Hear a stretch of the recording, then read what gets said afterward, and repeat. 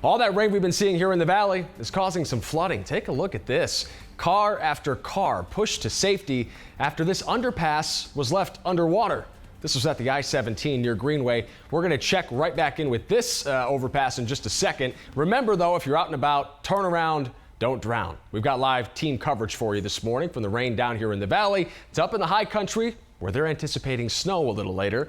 You're looking at pictures right now from Sky 12, a momentary respite here in the valley from the rainfall we've been seeing overnight. Let's send it over to Team 12 meteorologist Crystal Henderson with a look at conditions right now. Crystal, how long will this piece last? Well, for the time being, yes, it has emptied out, but more showers and storms have our name on it, possibly after lunchtime. Let's first look at the here and now, and you can see as we have sent those showers and storms packing to the north and east. The footprint of those drenching downpours is this flash flood warning, which is taking hold almost up until the noon hour or lunchtime. And we also have a flood advisory boxed out over the area because we're seeing those flooded roadways, the washes that are running, and even those low-lying areas. We're starting to see some water collect. Zoom things out here, and those showers and storms dripping right now from Globe all the way up towards Payson, a batch north of Payson, and some light rainfall in Flagstaff. But notice down here towards the south and west, while we get this bit of a break here, we take a breather.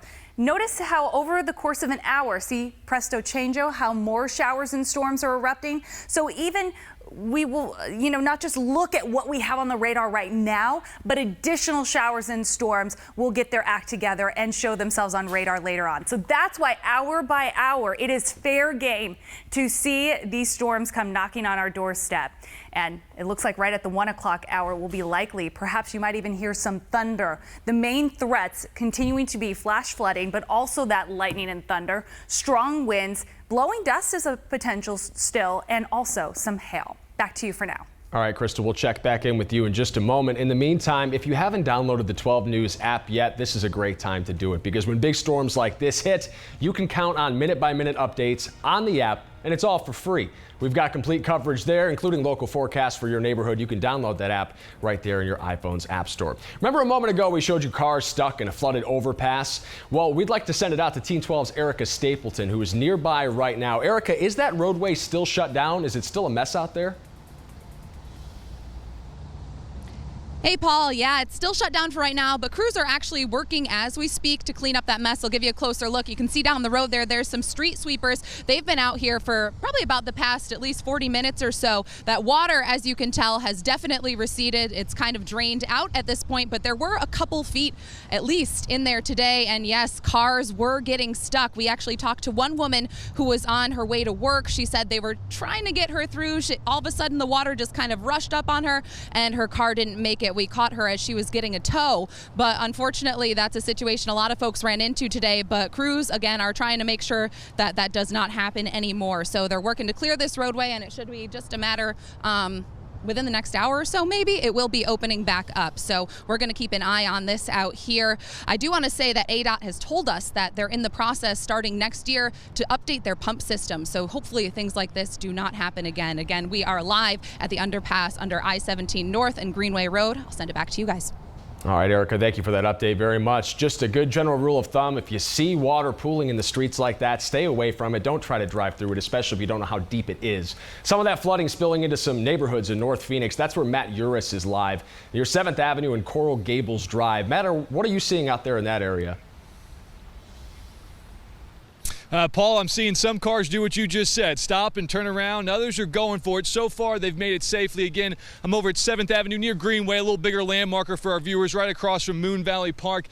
This water flowing through the streets comes through Cave Creek, and I was talking to a resident. He says there's mountain ranges to the east of it. It flows down there into Cave Creek and whips across this intersection here, and it's a pretty consistent thing when it rains. Since we've been here alone, if you take a look right here at the fire hydrant there on the corner of the sidewalk, when I arrived about 45 minutes ago or so, the water was about 5-6 feet past that. Since then, you get an idea, it's risen maybe another 20-25 feet or so.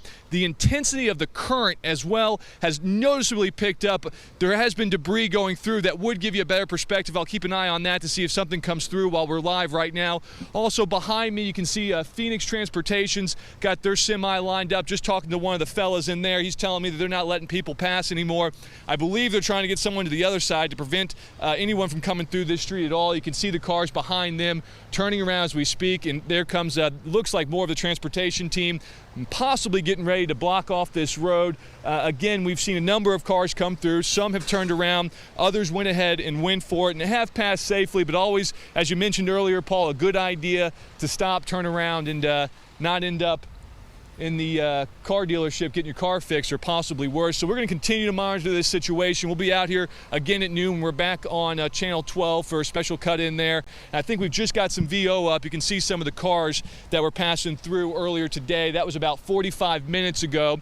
I believe if you take a close look at that VO, you should be able to see how this water has since risen from the live pictures we were just taking moments ago. And I just felt the wind picked up and a little bit of clouds come through, and you can actually hear the current. If we can come back out here live now, you can hear that current going by much stronger than we were just moments ago. We'll give you one last look as we sign off here in the North Phoenix neighborhood as that current whips through. Again, we're at 7th Avenue and Greenway across the street from Moon Valley Park, and you can see another car there beginning to turn around on the opposite side. It looks like things are going to be shut down here. Continue to monitor this situation, Paul. For now, back to you in the studio. Matt, that's a lot of water and it's moving quick. Can you tell where that's coming from? Because it seems to just be steadily flowing in.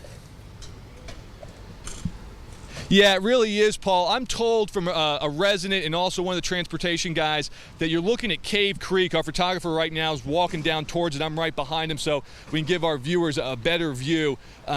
Cave Creek is we're looking east up Cave Creek right now, and on that side there's mountain ranges. You've got a number of them. Maybe it might be North Mountains. You've also got Lookout Mountain Preserve. And a resident tells me that this happens every single time. That water rushes down there, hits Cave Creek, and there's really no stopping it. And I found this interesting, Paul, that even though the rain stops because of all that flow, this gets consistently worse. Our photographer's panning down right now. These rocks, I kid you not, 45 minutes ago, I stood on those rocks, no problem, and looked back up the creek safely. And you can see now that those rocks are just about covered. They're 6 or 8 inches in height.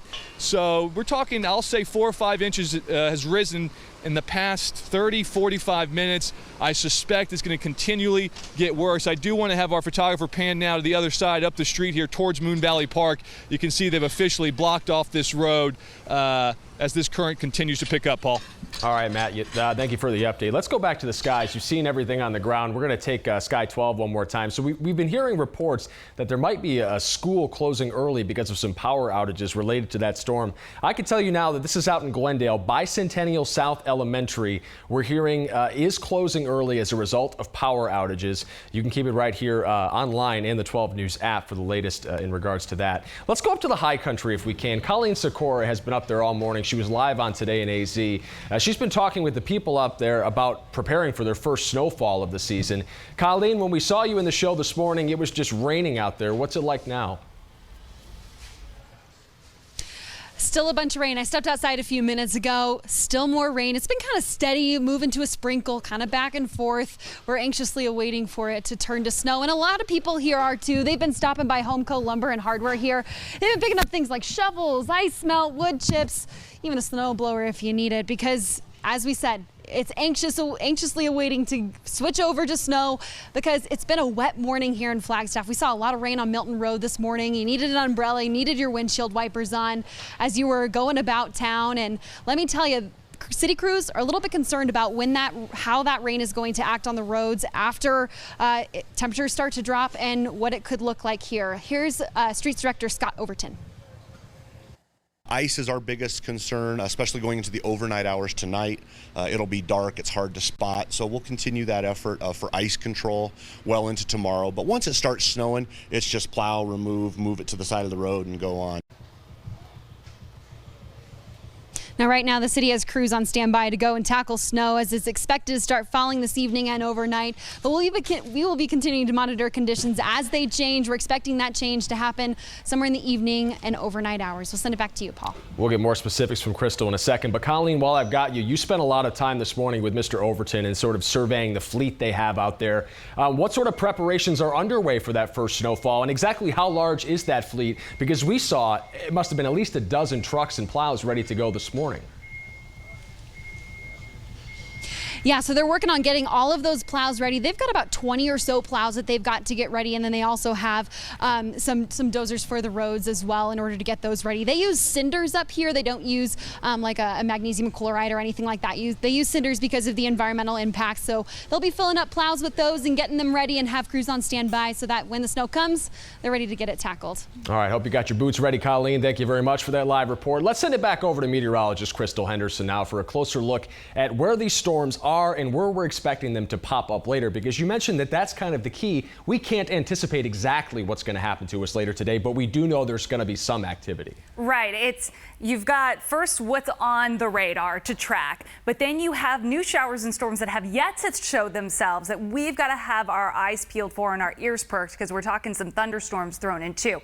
So you have the batch of moisture that we're waving goodbye to. It's heading to the northeast, stretching from Globe up north of Payson, where we have a bullseye there of some very heavy rain. But then notice as we're starting to touch off, some new showers, possibly some thunderstorms will erupt out of that batch of scattered showers that is now making its way toward the valley. So around lunchtime, we could be dealing with additional raindrops to ring out. It looks like we have an update here. That's why that's flashing. Likely going to get extended here is what's going on. So 5 million Arizonans, more than 5 million, heads up.